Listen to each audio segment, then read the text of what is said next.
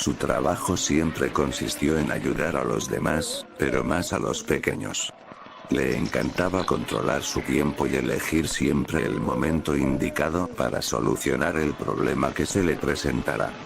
Niños, esas pequeñas personitas que algún día crecerán, se formarán y van a dirigir los siguientes años futuros que el mundo ofrece en esos lapsos de nuestra esfera gigante. La inocencia de los niños era lo que Nakimura siempre trataba de priorizar, odiaba los casos donde estos lo perdían totalmente, la bondadosa y pura curiosidad de estas pequeñas almas. El Dr. Nakimura siempre fue uno de los mejores psicólogos y médicos de toda Ogaisoka, de fama mundial si se lo preguntan. Fuera de Japón el doctor ha tratado casos muy interesantes de la psicología humana. Un hombre preparado y sabio en un resumen respectivo. Cada delirio mental que el cerebro le ofrecía, trataba de estudiarla para solucionarlo, un trastorno, una fobia, una filia, etcétera, etcétera.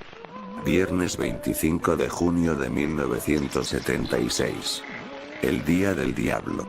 Si le preguntas a las personas que conocen esta maravillosa y horrible anécdota de la anomalía que el mundo ofrece, sus pasos se podían escuchar desde los más blancos pasillos. El Dr. Nakimura con el ceño fruncido y girando su bolígrafo negro carbón entre sus delgados y pálidos dedos. Se aproximaba hacia el último cuarto, cuya paciente hacía ahí adentro. El hombre bebía su taza de café humeante y se mostraba algo molesto, pero en realidad estaba muy preocupado. Era la primera vez que este asilo mental infantil lo llamaba con una desesperación enorme. Algo extraño estaba ocurriendo. Cuando Nakimura entró por primera vez al recinto, las enfermeras, tanto como los enfermeros, tenían sus rostros pálidos, con los ojos abultados, con el pincel del cansancio y del miedo pintándoles no solo su rostro, sino toda el alma. Horas antes el hombre habló con estos enfermeros, y todos decían lo mismo. Por favor, haga lo que haga, no hable con ella, solo haga su trabajo, y váyase de aquí. Por favor. No podemos más. Lo intentamos todo. La única esperanza es usted. Estas palabras dejaron pensativo y angustiado a nuestro profesional. Uno de estos enfermeros, la cual era la más mayor de todos, con el lazo la experiencia marcada en su médula. Le entrega un documento donde recopilaba información de la paciente que él tenía que tratar. Nombre: Kirie Yamazaki. Edad: 7 años. Fecha de nacimiento: 27 de junio de 1969. Padre: desconocido. Madre: desconocida. Se les presumen muertos. Descripción general y conclusión del análisis. Primeras semanas. La joven solo parece presentar un estado de shock muy grande en los primeros días que se le internó en el módulo 506. En los días próximos presentó un estado tranquilo, no presenta trastornos mentales, posiblemente se le dé la salida pronto. La paciente presenta un grave estado de desnutrición y mantiene un comportamiento hostil, se rehúsa a tomar calmantes y medicamentos. Cuarto mes. Se le prohíbe a todo el personal hablar con la paciente. Se buscará una ayuda mayor para poder solucionar este caso lo antes posible. Firmado por Dr. Iwata. 13/5, 1976. Nakimura guarda estos documentos y decide entrar en el cuarto, que lo primero que lo recibió fue un fatal y ominoso olor a heces, orina y algún olor identificable totalmente. El hombre pone su pañuelo en su nariz, y da un paso atrás impactado por el desagradable aroma de la putrefacción. La habitación, en todos sus extensos y a la vez reducidos alrededores, ofrecía una brutal penumbra negra, que a pesar de que las pequeñas cortinas blancas, hacían su infructuoso esfuerzo de ofrecer un mínimo rayo de luz pura. Como si una extensa masa negra tentaculosa cubriera la habitación. Sus globos oculares se movían de manera brutal y desesperados, trataban ubicar algo que ya hacía ahí con él. Él se sentía como un intruso, como si él no debía de estar ahí. Pero con todo su esfuerzo logró ubicar una pequeña niña de vestido rojo, sentada en una colcha mugrienta y líquida. Los detalles de esta indicaban que llevaban mucho tiempo sin limpiar. La mierda y el vómito pegado desde sus colchones, cobertores y sábanas, tiñéndola en una masa negra y amarillenta, con un olor que solo reflejaba lo malo en el mundo. La jovencita solo mantenía la cabeza abajo y sus ojos cerrados. Tal cual como decía el documento, presentaba una desnutrición brutal, que sus brazos solo eran unos pequeños palitos inertes y pálidos. El pelo lacio color carbón le ocultaba el rostro. Apenas se escuchaba un quejido dentro de ella, era un sonido de una persona asmática y de un sufrimiento notable. Nakimura estaba desconcertado y este escenario le causaba una tristeza indescriptible dentro de su corazón, que palpitaba como un tambor implacable. Hace muchos años Nakimura, antes de ser el hombre que es ahora, trabajó en un nefasto orfanato como pediatra. Todo esto hacía que sus recuerdos de ahí eran un círculo negro que no se iba y lo carcomían por completo. Nakimura, por un momento se preguntó de cómo era posible que este instituto permitía tal acto de crueldad a una pequeña niña. Pero ese pensamiento tan rápido como llegó se esfumó como una leve ceniza en el aire. Algo le decía que este cruel escenario ocultaba algo terrible. Nakimura quería modular una palabra, realmente quería agarrar a esta niña y sacarla de aquí, y salvarle la vida. Era un impulso fuerte que no podía realizar. Su trabajo era simplemente revisar sus signos vitales, analizarla detenidamente y realizarle un medicamento y sacar un análisis directo de la inspección. Pero él no podía soportarlo, algo le transmitía a esta pequeña que aún su cabeza se mantiene abajo y no ha movido ni un dedo. Ignorando su advertencia, Nakimura le habló a la joven Kirie. La niña por primera vez movió su cabeza hacia Nakimura mostrando su rostro. Nakimura quedó en shock, su rostro era tan inhumano. Prácticamente, su facción era de una muñeca de porcelana. Nakimura le recordó a una muñeca Okiku, lo cual lo puso más nervioso, no solo por el oscuro trasfondo de esas muñecas tradicionales. Kirie mantenía sus ojos cerrados, pero dentro de ellos parecían moverse algo pulposo o viscoso. Nakimura con lentitud decide examinar a la chica sin importar el olor fétido que ella transmitía. La pequeña era algo mansa a las indicaciones de Nakimura, apenas podía moverse. El doctor con su pequeña linterna decide revisar sus ojos. Él le pide con amabilidad y con un tono agradable, que abriera sus ojos. Kirie abre sus ojos con una severa dificultad.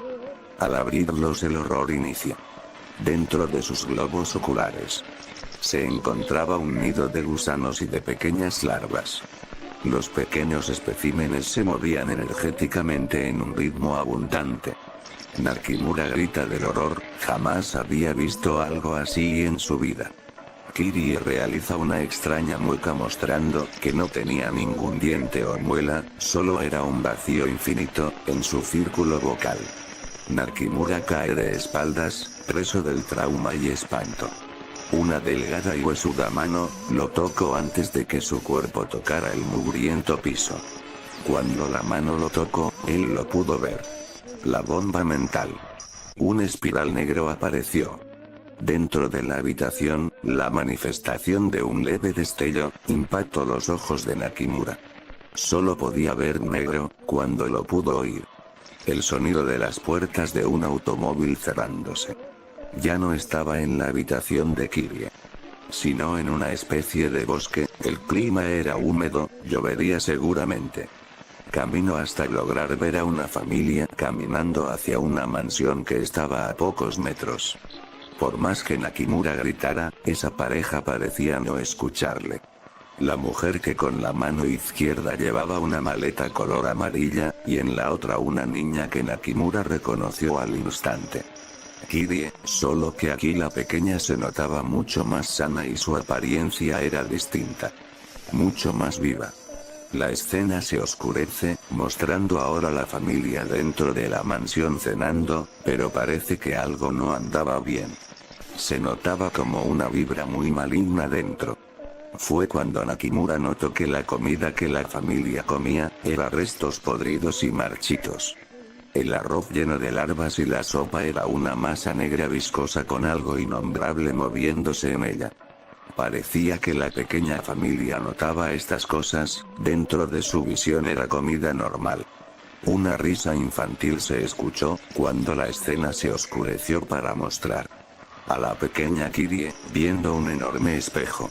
La niña jugaba con su reflejo haciendo expresiones y muecas en él. Nakimura le pareció incluso tierno y no dejó de solo sentir lástima por ella. El infante mueve su cabeza viendo para la ventana, al moverse y alejarse del espejo, su reflejo nunca dejó de reír y hacer, ahora expresiones vulgares y horribles. Kirie miró por la ventana y solo veía a su padre parado, viendo desde la entrada de la mansión, mientras la gran lluvia, estaba arrasando con todo. No se inmutaba a pesar de las grandes ráfagas y los rayos que podían darle en una puntería certera. Kirie baja a la sala de estar donde su madre estaba sentada, la mirada de la joven mujer estaba pegada al televisor donde solo había un loop de una escena de un programa de concursos extranjera. La mujer no apartaba la mirada de ella. Su rostro era cansino y triste, pero ocultando una felicidad en sí misma. Kirie camina cerca de ella y su cuerpo se reposa a la par de la televisión donde tenía su cuaderno de dibujos y crayones. Ella hojea todos sus dibujos, desde los más inocentes, hasta algunos que solo eran figuras que no tienen una forma exacta en la descripción humana. Su último fue el que hizo que Nakimura se alertara. Y fue una muñeca o lo que se puede interpretar como una muñeca, sosteniendo un cerebro negro cubierto de espinas negras y líquidas. La escena vuelve negro. Ahora Nakimura solo escucha gritos histéricos. Y ve a la pareja discutiendo, pero ellos ya no lucen normales, se ven más delgados y su cuello mucho más largo. La piel era blanca al igual que una muñeca de porcelana y el ambiente del lugar era la pura putrefacción. La pareja solo decían cosas sin ningún tipo de sentido. Oscuridad de nuevo. Pero antes de ver algo de nuevo, Nakimura escuchó una voz infantil y risueña que le decía: el reflejo de los cuerdos es tan solo un deseo para el real. Tal vez esa simple frase, escuchándola en simple perspectiva no tendría sentido. Pero Nakimura sintió miedo al solo escucharla, a pesar que no la entendía, solo sabía que no era nada bueno. Ahora pidiendo ver algo, solo escuchaba llantos afónicos y rotos, se veía a la joven mujer cubierta de sangre de un color negro seco, lloraba mientras sostenía lo que parecía ser el cuerpo, mutilado, torcido y violado de Kirie. El cuerpo estaba en un estado atroz que sus intestinos formaban una espiral. Esto fue el punto de quiebre para Nakimura, que cayó al suelo, invadido por el horror real. ¿Pero cómo? ¿Cómo puede estar muerta?, se preguntaba a sí mismo. Detrás de la madre, el hombre vio a la Kirie del instituto mental, dibujando como si nada hubiera pasado. Atrás se podía ver al padre desnudo, danzando mientras estaba cubierto de excremento y sangre seca. La tenue oscuridad volvió a consumir la escena. Y ahora eran los gritos de horror y como se esperaba. La pareja estaba muriendo. Aquella pareja de pobres diablos estaba siendo devorados por algo fuera de la razón. La mujer estaba siendo consumida por su propio cuerpo, naciendo un grotesco parásito, con unas fauces implacables, masticaban el estómago y rompían sus huesos en sincronía. Exterminado todo su ser y lo que alguna vez fue. Y el padre también era consumido, pero con unas brutales y enormes sanguijuelas, que con una velocidad infernal, drenaban su sangre y órganos. El pandemonio macabro duró una eternidad, y la risa infantil no dejaba de detectarse. Hasta que por fin el infierno acabó. O eso pensó Nakimura. La oscuridad volvió y solo escuchó una voz andrógina decir: un deseo para el real y único. Nakimura destruido mentalmente. Volvió a aparecer en el cuarto de Kirie en el asilo mental. Él lo comprendió, esa familia fue atacado por algo dentro de esa mansión. La pareja tanto como la niña fueron acabados por eso y ahora algo toma la forma de la inocente niña. Nakimura sintió que algo lo tenía atrapado dentro de su cintura y al voltear a ver lo que se supone era Kirie Yamazaki, era una criatura similar a una muñeca Okiku con el cuello extremadamente largo hasta llegar al techo. La criatura la movía como una serpiente. Hasta llegar frente a frente con Nakimura. El hombre destruido y horrorizado hasta la médula. Confronta a la criatura. ¿Por qué atacaste a esa inocente familia? ¿Quién diablos eres? La criatura vuelve a repetir esa enferma risa infantil y con voz grave dice: yo soy la razón de tu lucha. La lucha contra la enfermedad mental. Yo soy el punto de equilibrio. El alfa y el omega. Ofrezco la sincronía y la transmutación mental. Para mantener el orden del trastorno. Yo soy el deseo del real. Una dinamita imparable. Veamos si soy un fiel adversario con la falsa cordura que el humano ofrece. La criatura abre su boca y expulsa unas pequeñas larvas, que entraban en la cabeza del Dr. Nakimura. El hombre gritaba hasta que sus cuerdas vocales no dieran más. El grito paró y se reemplazó por una risa enferma y luego un llanto roto. Esto alertó a los enfermeros y a la seguridad del instituto mental. Yendo rápidamente al cuarto donde estaba el Dr. Nakimura. Lo único que encontraron fue a Nakimura, desnudo devorando su pierna izquierda. Y el cuerpo descompuesto de una niña de 7 años. Uno de los enfermeros se acerca al doctor, pero este rápidamente es atacado por Nakimura. Los dientes, con un esfuerzo indescriptible arrancó la carótida del enfermero en un río sanguíneo lento. La seguridad no tuvo otra alternativa que dispararle al doctor que con velocidad se acercaba a ellos rugiendo como un animal. La bala entró y salió dentro su cabeza, acabando con la vida del doctor. La brutal escena acaba en una oscuridad. Mientras ahora, nuestra desafortunada espectadora, veía otra víctima de la bomba mental. La cual hará a todos cuerdos.